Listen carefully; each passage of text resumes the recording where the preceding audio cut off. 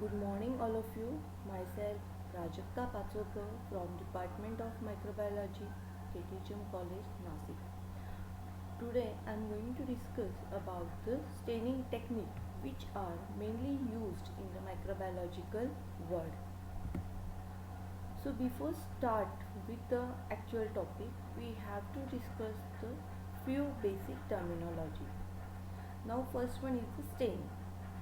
Stains is a substance that gives color that others to a cell, and therefore it impart a color to the bacterial cell. Next one is the staining. Staining is an auxiliary technique used in microscopy so that when the microorganism will get colored, it can create the contrast in the microscopic image. Next terminology is the primary stain. So when we perform the staining, the stains which we use for the first time, that stain is called as the primary stain. The examples of primary stains are the crystal violet, methyl violet and gentian violet.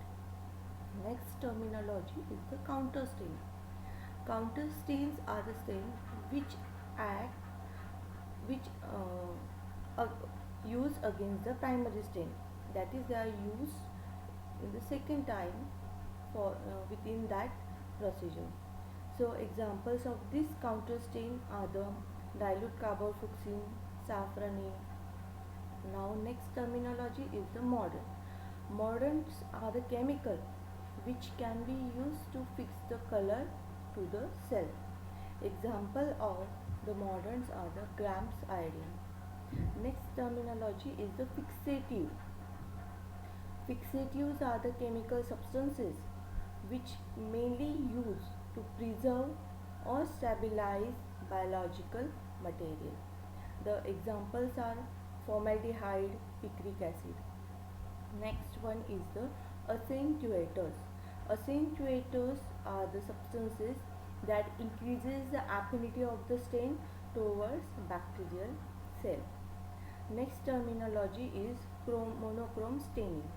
Mono means single and the chrome means color. So in monochrome staining, a single color can be used. Negative staining. In the case of the negative staining, bacteria are colorless or unstained and background is color. So uniformly color background against which the unstained bacteria stand.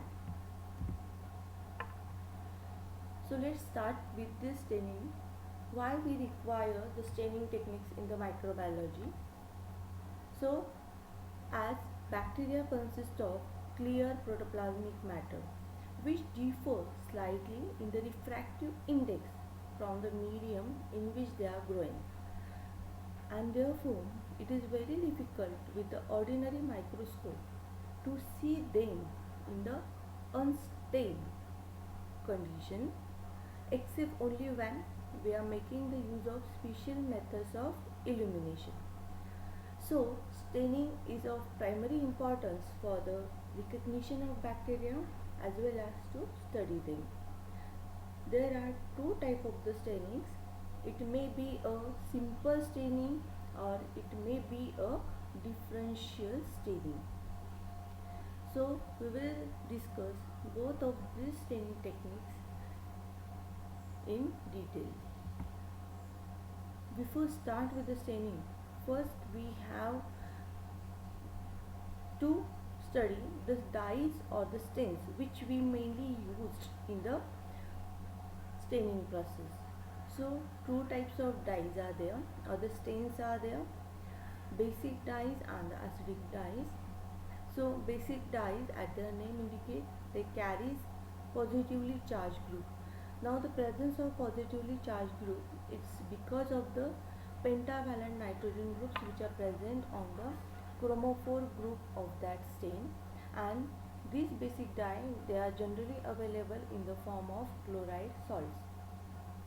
So these basic dyes which carries positive charge on them, they bind to negatively charged molecules such as nucleic acids, many proteins and the surfaces surface molecules which are present on the bacterial and the archaeal cell. So what are the examples of these basic dyes?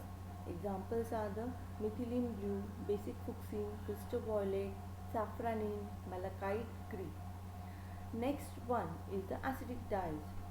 Now acidic dyes, they possesses carboxyl or the phenolic hydroxyl group on their chromophore group, and therefore because of presence of COOH or the OH minus group, it will impart negative charge to that stains.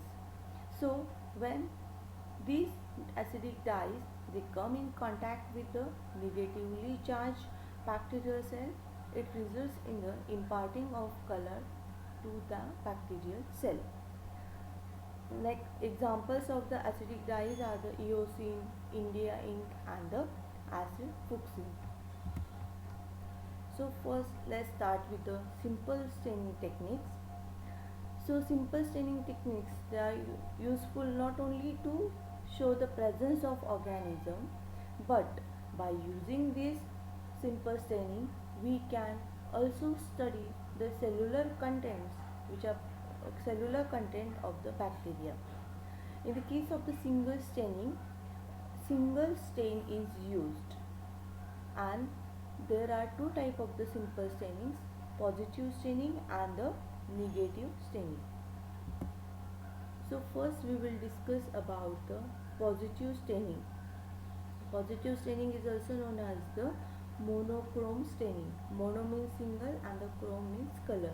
So in case of the monochrome staining, a single color is used to impart color to the bacterial cell. So let's see the principle. As you know, it is a monochrome staining. So within that we are making the use of basic dyes or the stains. A stain has the ability to bind to a cellular component. Now this ability of the stain to bind to the cellular component is depend upon the charges which are present on the cellular component and the charges which are present on the chromophore group of the stain. Bacteria, they are carrying large number of carboxyl groups on its surfaces, and therefore the overall charge on the bacterial cell is negative.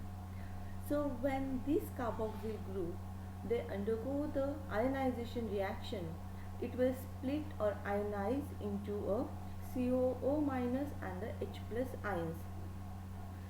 So H plus ions will be retained on the bacterial cell surface. Now when these bacteria which carry H plus ions, when they come in contact with any positively charged ions like the sodium or the potassium, H plus ion can be replaced by other positively charged ions. So when these simple stains are used, it has chloride group. So further these stains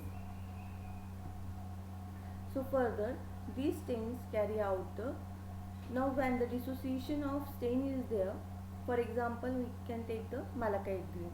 So when malachite green is dissociated, then it will result in the formation of free radicals. For example MgCl, it split or dissociates